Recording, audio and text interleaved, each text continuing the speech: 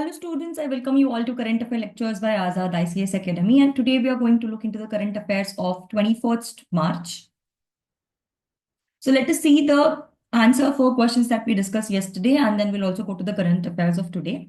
The first important question that we had discussed was, what is the primary cause for La Nina conditions in the tropical Pacific region? Means, what is the reason why we have this particular Enzo cycle? See, as I already told you, Enzo basically means nothing but El Nino Southern Oscillations. Okay. The process, see, if this is your Earth, okay, this is your equator. In the equatorial region, as we all know, the sunlight is very, very high. And because of the sunlight being very, very high, the temperature here is high. So at times, what happens here is near the American region and near the Australian region. So these are the two places where this cycle basically takes place. Okay, so if the warm water is one side and the other side is the cold water, then one condition is called El Nino condition, another condition is called La Nina condition. So we have to understand that during the El Nino, I am not explaining it in detail because you will study this as a static part of geography. Okay, a very, very important topic, which is one of the factors which influence the Indian monsoons. Okay, if you're not aware of this, don't worry. We are very soon going to start some important series, and I will also cover this there with a lot of animations, etc.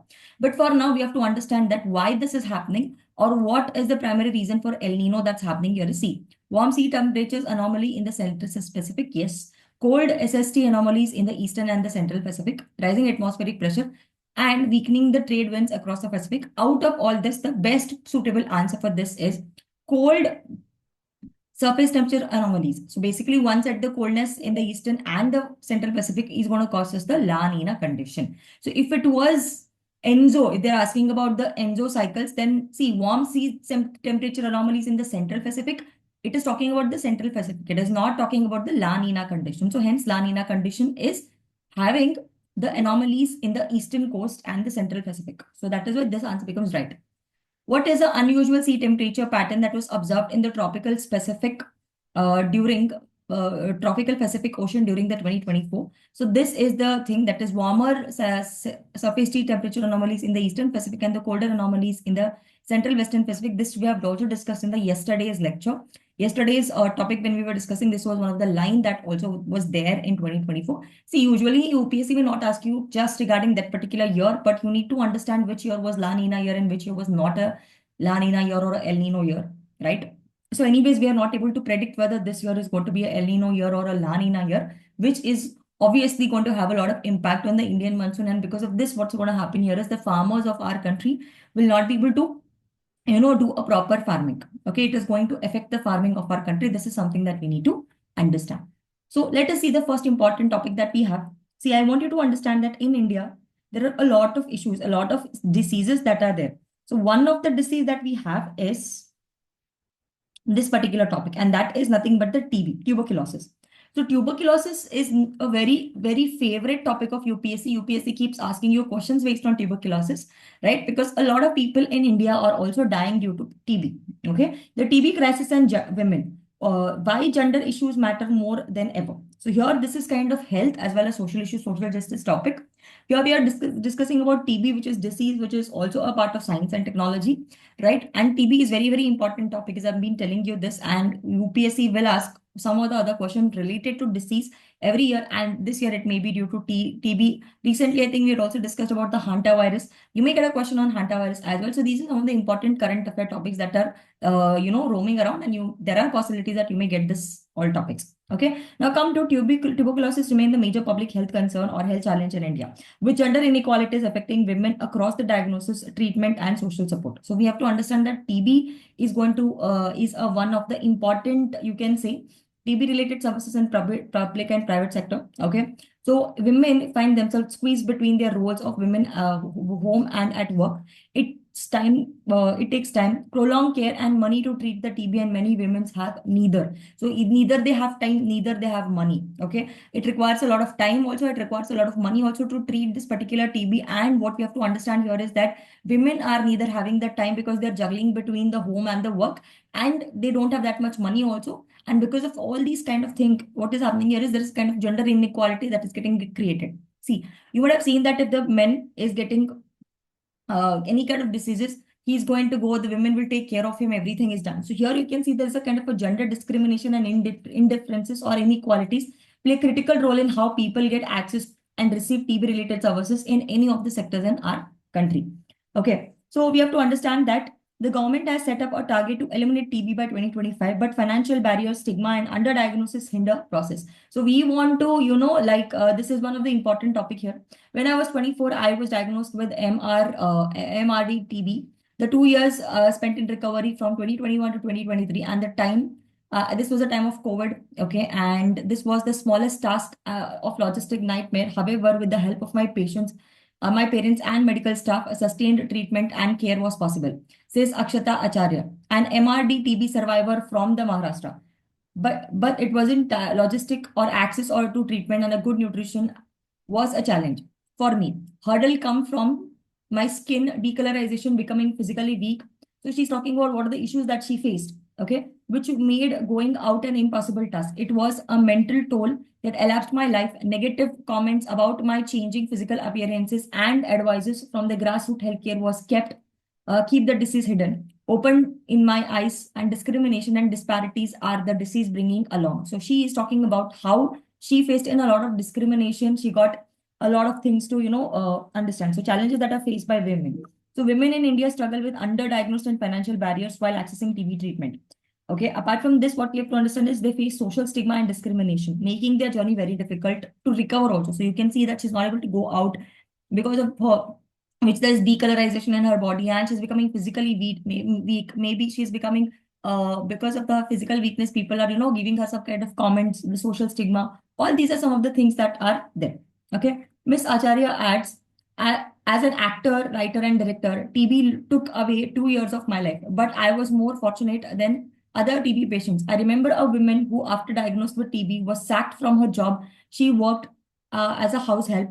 Also, her family abandoned her. TB, I learned to have a isolated and more if for women. So here you can see that there was one woman who was suffering from TB, and when she got to know that when the people got to know that she was suffering from TB, she was removed away from her job. I mean, if she was a house help, they asked her not to come.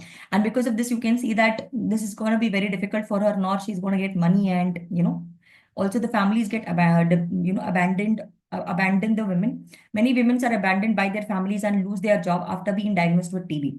A burden of household responsibilities and lack of social support also prevent them from taking timely treatment. So if the people are not helping her support or something like that, in that case, what's going to happen is that this is something that is going to bound to happen. Sadly, Ms. Acharya is not isolated by this case.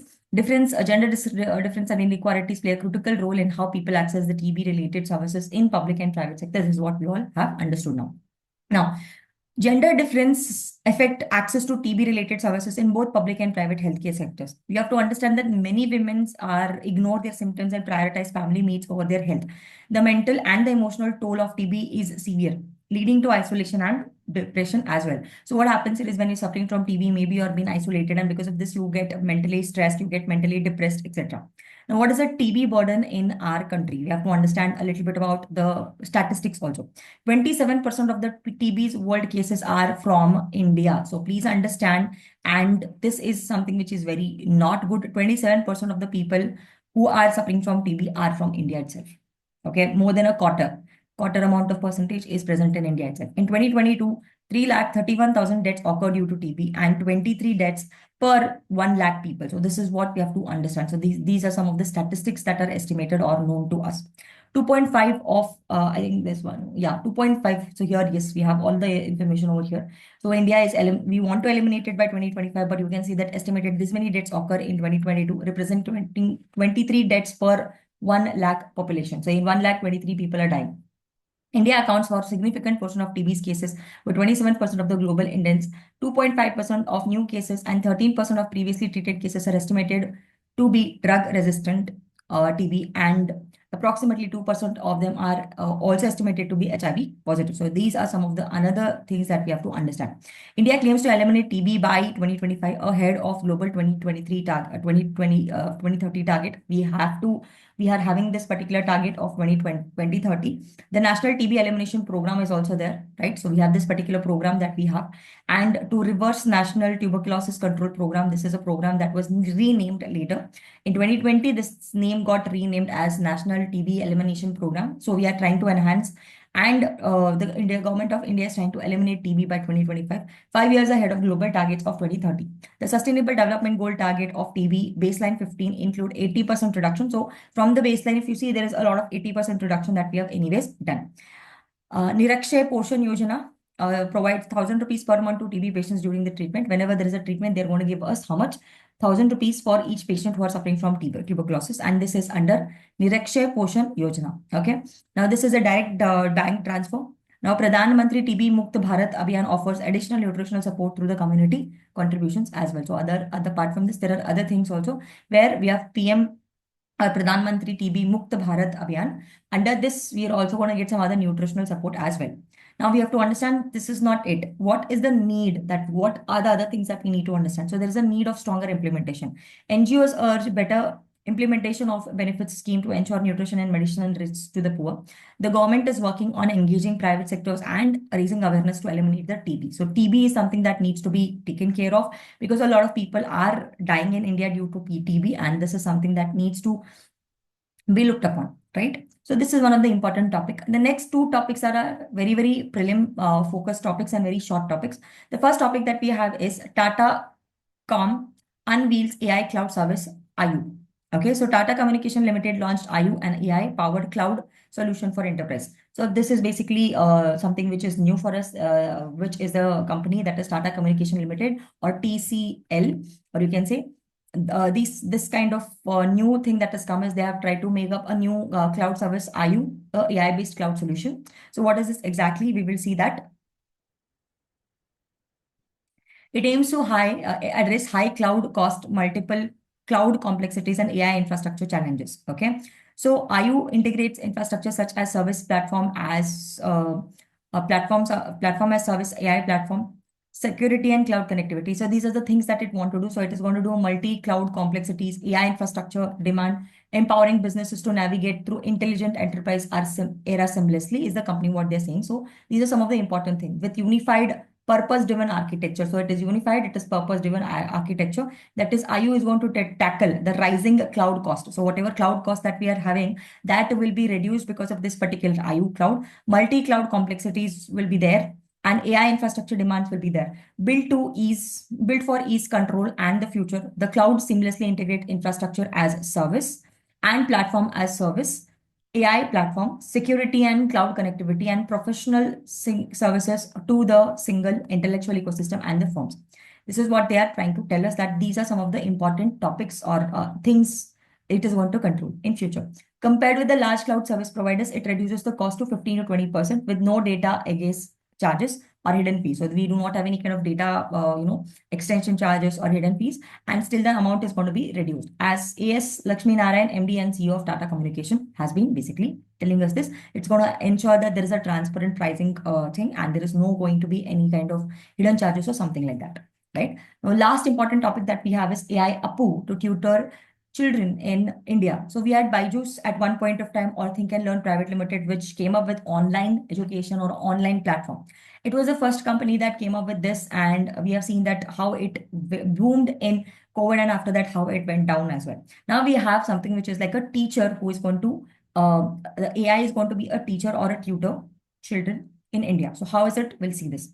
See, Rocket Learning, a Bengaluru-based edtech non-profit, has launched Appu, an AI-powered tutor for early childhood education. So this is something that is very important with the support of Google.org. Who is going to support them? Google.org. A philanthropist arm of Google has introduced Appu, an AI tutor for personalized learning for children at the age of group to 3 years to 6 years in India. So please look at the age 3 years to 6 year Google.org. It is a philanthropist, means they do a lot of what do you mean to say, funds that will be given only to do good things. That is philanthropic arm of Google. According to the Rocket Learning, Appu, which was built with a 1.5 billion grants from Google.org. So you have to understand the amount of investment that has been done is being piloted by the thousands of children, are expected to reach 5 50 million families by 2030, including government-run Anganwadi centers and preschool nationwide. So here you have to understand that the Anganwadis, even throughout the preschools that are there in the nationwide, so we are going to introduce this kind of APU so that it is going to expect that by 2030, we are going to reach at least 50 million families in 2030, right? So apart from this, Vishal said, co-founder and the CTO, Rocket Learning said, APU is a future of learning with 85% of brain development happening by the age of 6. Childhood education is meant or next frontier in human capital. APU is designed to elevate. APU is the name of this particular AI, okay? Is designed to elevate India's IQ, maximizes and demographic dividend and bridges the AI divide. So whatever AI divide is, that is going to be reduced here because we are, see, you have to understand by the age, this is the age, okay? That is by the age of 6 itself or sixth age or 6 years old, you can say that that particular child will be able to understand all the skills and all the things, or the brain development is going to happen in this age. And at this point of time itself, we are going to introduce this artificial intelligence so that we are able to have a proper human capital in the future. Okay. And we are going to have a maximum amount of demographic dividend, which are there. I mean, the more amount of people in India are going to be skilled, and we are going to bridge this particular AI divide. So this is what, this Rocket Learning is the name of the company. It's a Bangalore-based company, non-profit organization. It has been funded by the google.org. This is something that we need to understand. And what are they trying to do is to provide AI support to the children, basically, right? Now, let us see the questions that we have for today. Okay, which organization is supporting the Rocket Learning to introduce AI tutor APU? This is try to find out the answer. It's very simple. What is the age group of children is APU specifically designed for? This is also a very simple answer. And they may ask you some one-liner questions also from here, right? So try to identify what is the answer. If you have any other explanations to it, you can also put that here in the comment section. And if you have any other suggestions, such as how do we go ahead about, the classes that we are doing, and if you have any kind of other inputs, you can also put that so that I can do the changes accordingly and come up with the classes. I'll see you guys in the upcoming lectures. Thank you so much.